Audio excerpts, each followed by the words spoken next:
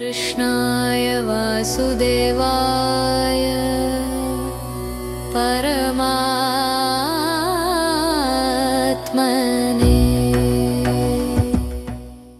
శ్రీమాత్రే నమః. అందరికీ దసరా శుభాకాంక్షలు. మా ఛానల్ భగవత్ వర్స్కు తిరిగి స్వాగతం. ఈ పవిత్ర నవరాత్రుల్లో ఆఖరి రోజు 9వ రోజుకి చేరుకున్నాం. అలాగే మా నవరాత్రి స్పెషల్ సిరీస్ యొక్క ముగింపు రోజు కూడా ఈరోజే. కాకపోతే మళ్ళీ మరిన్ని కొత్త కథలతో తిరిగి మీ ముందుకు త్వరలోనే వస్తాం. ఈరోజు అమ్మవారి 9వ అవతారం సిద్ధిదాత్రి అమ్మవారు. మా చిన్ని భాగవతారు సిద్ధిదాత్రి అమ్మవారి యొక్క ప్రాముఖ్యత గురించి వివరించడానికి సిద్ధంగా ఉన్నారు. ఇంకా ఆలస్యం ఎందుకు, వినేద్దాం పదండి. అణిమా మహిమా చైవ లఘిమా గరిమా తథా ప్రాప్తిః ప్రకామ్యమీషిత్వం వసిత్వం చ అష్టసిద్ధయః. శ్రీమాత్రే నమః. ఆదిశక్తి స్వరూపిణి కూష్మాండ అమ్మవారు మనకు విశ్వాన్ని ప్రసాదించారు. కానీ ఆ విశ్వం సక్రమంగా నడవడానికి కావలసిన అష్టసిద్ధులను సిద్ధిదాత్రి అమ్మవారు ప్రసాదించారు. ఈ పవిత్ర నవరాత్రులలో 9వ రోజున సిద్ధిదాత్రి తల్లిని ఆరాధించడం అనగా మన జీవితానికి కావలసిన శక్తి, జ్ఞానం, సంపద, భక్తి అన్నీ పొందడమే. విశ్వం ఆరంభమైన తరువాత త్రిమూర్తులు దీర్ఘ తపస్సు చేసిన మీదట కూష్మాండ అమ్మవారు వారికి అష్టసిద్ధులను ప్రసాదించి వారికి ప్రత్యేక బాధ్యతలను అప్పగించారు. బ్రహ్మ సృష్టికర్తగాను, విష్ణువు సంరక్షకుడుగాను, శివుడు సంహారకుడుగాను నియమించబడ్డారు. ఈ రోజు కథకు వస్తే, ఇప్పటిదాకా రోజు కథలు చెప్పుకున్న విధంగా రాక్షస సంహారం లేదా యుద్ధగాథ కాదు ఈరోజు. ఎందుకంటే ఈ అమ్మవారు మనకు ప్రసాదించిన అష్టసిద్ధులు యుద్ధ శక్తులు కాదు. ఇవి ప్రకృతి సత్యాలు. ఒక విత్తనం మొలకెత్తడం, తేనెటీగల సమన్వయం, ఇంద్రధనస్సు వెలుగులు, అంతరిక్షంలో తేలే గ్రహాలు, ఇవన్నీ మనకు కనిపించే ప్రకృతి అద్భుతాలు. కానీ వీటి వెనుక ఉన్న శక్తి అమ్మవారి వరప్రసాదమే. అందుకే సిద్ధిదాత్రి కథ మనకు నేర్పేది అమ్మవారు మనకు ఎంతో చేరువలో ఉన్నారు. మనం ప్రతిరోజు చూసే ప్రకృతిలో ప్రతి కణంలో, ప్రతి క్షణంలో మనకు అమ్మవారి ఉనికి గోచరిస్తుంది అని. ఇప్పుడు మనం ఈ అష్టసిద్ధులు ఏమిటి, అవి ఒక దేవతలకు వరాలు మాత్రమేనా, అవి మానవ జీవితాల్లో ఎలా గోచరిస్తాయి అనే విషయాలను ఉదాహరణ పూర్వకంగా తెలుసుకునే ప్రయత్నం చేద్దాం. మొదట ఈ అష్టసిద్ధులు ఏమని పిలువబడతాయో చూద్దాం. అష్ట అంటే 8. అణిమ, మహిమ, లఘిమ, గరిమ, ప్రాప్తి, ప్రకామ్య, ఇషిత, వసిత. పురాణాల ప్రకారం అష్టసిద్ధులలో మొదటిది అణిమ. ఇది అతి సూక్ష్మ రూపంలోకి మారే అద్భుత శక్తి. ఈ సిద్ధి ద్వారా యోగులు లేదా దేవతలు కంటికి కనిపించలంత చిన్న రూపంలో మారి సూక్ష్మలోకాల్లో ప్రవేశించగలరని చెబుతారు. మనం రోజు చూసే విశ్వంలో ఒక ఆకు లేదా పుష్పంలో కణాలు, అణువులు, శక్తి తరంగాలు ఉన్నాయి. ఇవి అణిమా సిద్ధిని సూచిస్తాయి. చిన్నదిగా కనిపించే వాటిల్లోనూ అపార శక్తి ఉందని, సమస్తాన్ని ఒకటిగా కలిపే సూక్ష్మ శక్తిని గుర్తించేలా చేస్తాయని అంటారు. యోగ సాధన లేదా దైవ కృప ద్వారా ఈ సిద్ధి సాధించిన వారు భౌతిక పరిమితులను అధిగమించి విశ్వంతో ఐక్యతను అనుభవిస్తారని పురాణాలు చెబుతాయి. పురాణాల ప్రకారం అష్టసిద్ధులలో 2వది మహిమ.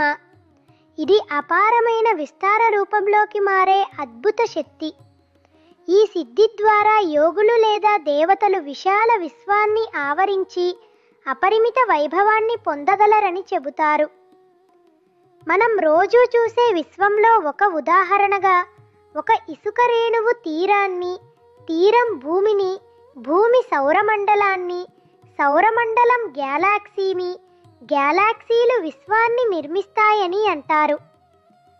ఇలా చిన్నదాన్నుంచి అంతులేని విస్తారానికి వెళ్ళడం మహిమా సిద్ధిని సూచిస్తుందని చెబుతారు.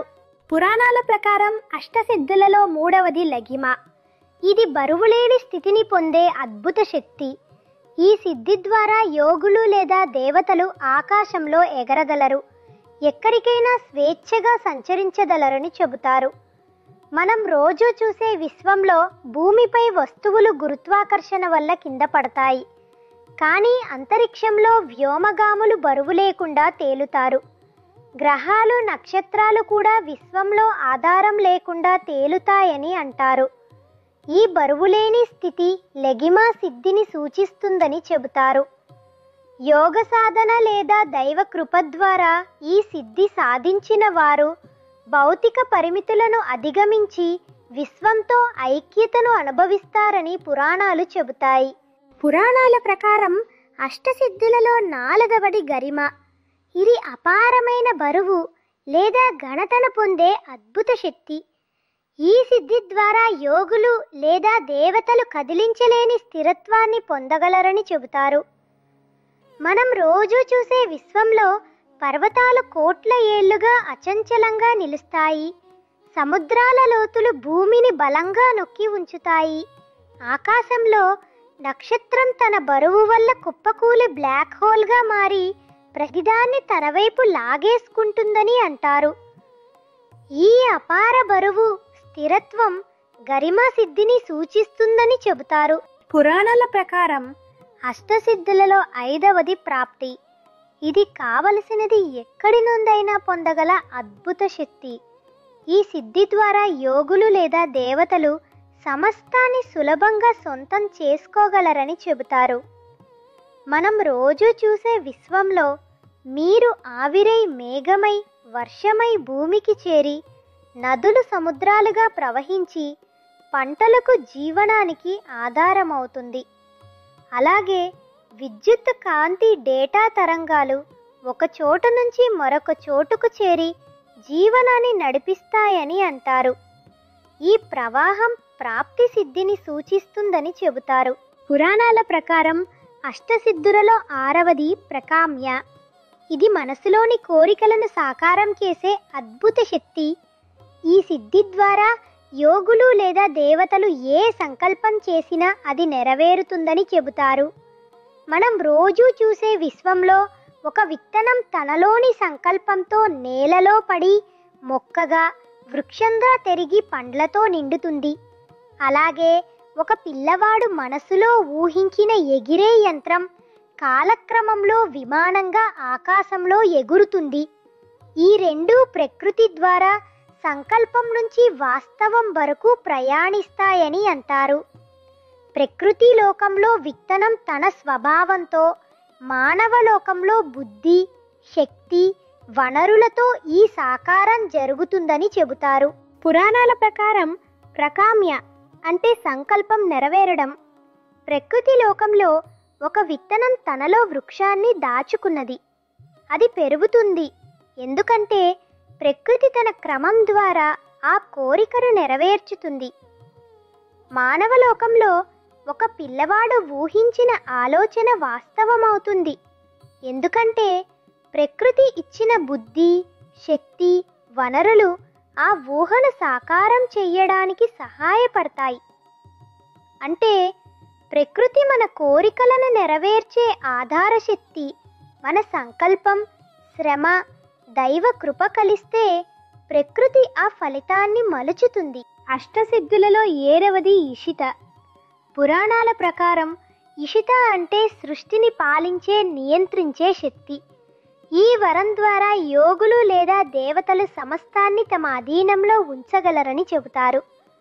మన విశ్వంలో దీని ప్రతిబింబం స్పష్టంగా కనబడుతుంది. సూర్యుడు ప్రతిరోజు ఉదయించి అస్తమిస్తాడు. ఋతువులు క్రమం తప్పకుండా మారతాయి. సముద్రపు అలలు చంద్రుని ఆకర్షణతో పెరిగిపోతూ తగ్గిపోతాయి. గ్రహాలు తమ తమ కక్ష్యలలో తిరుగుతూ ఉంటాయి. ఈ సమస్తం ఒక నియమబద్ధమైన శక్తి చేత నడిపించబడుతున్నదే. అదే ఇషిత సిద్ధి సూచిస్తుంది. అందుకే ఇషిత మనకు నేర్పేది ప్రపంచం యాదృచ్ఛికంగా నడవదు, అందులోని ప్రతి కదలికకు ఒక దైవ నియమం ఉంది. పురాణాల ప్రకారం అష్టసిద్ధులలో 8వది వసిత. ఇది సమస్తాన్ని నియంత్రించి సమతుల్యంలో ఉంచే అద్భుత శక్తి. ఈ సిద్ధి ద్వారా యోగులు లేదా దేవతలు సృష్టిని సామరస్యంగా నడిపించగలరు. మనం రోజూ చూసే విశ్వంలో ఒక తుఫాను ఉగ్ర రూపంతో విరుచుకుపడి కొంతసేపటికి శాంతించి ఇంద్రధనుస్సుతో ప్రకృతి సమతుల్యంలోకి వస్తుంది. అలాగే తేనెటీగల గూడులో వందల తేనెటీగలు సమన్వయంతో పనిచేసి పుష్పాలను పరాగ సంపర్కం చేస్తూ మానవాళికి ఆహారం, ఆరోగ్యం అందిస్తాయి. ఈ సామరస్యం వసిత సిద్ధిని సూచిస్తుంది. ప్రియ భక్తులారా, విన్నారుగా సిద్ధిదాత్రి అమ్మవారి వృత్తాంతం, ఇంకా ఆ అమ్మవారు మనకు ప్రసాదించిన అష్టసిద్ధుల గురించి. ఈ రోజుతో మన నవరాత్రి స్పెషల్ కథల కార్యక్రమం ముగుస్తోంది. మీరందరూ ఈ పవిత్ర నవరాత్రులలో పురాణాల ఆధారంగా నిర్మింపబడిన కథలను నా ద్వారా విని ఆనందించారని ఆశిస్తున్నాను. మీ అందరికీ నా హృదయపూర్వక ధన్యవాదాలు. మళ్ళా త్వరలో కలుద్దాం. శ్రీమాత్రే నమః. మీ చిన్ని భాగవతార్. సిద్ధిదాత్రి అమ్మవారి విశేషాలు మా చిన్ని భాగవతార్ ద్వారా విని మీరందరూ సంతోషించారని భావిస్తున్నాను. అలాగే గత 8-9 రోజులుగా మా చిన్ని భాగవతార్ అమ్మవారి కథలు రోజుకు అవతారం చొప్పున మనకి కథలు వినిపించారు. మీకు ఆయన చెప్పిన కథలు బాగా నచ్చాయని, మా ఛానల్ మీకు నచ్చిందని ఆశిస్తున్నాను.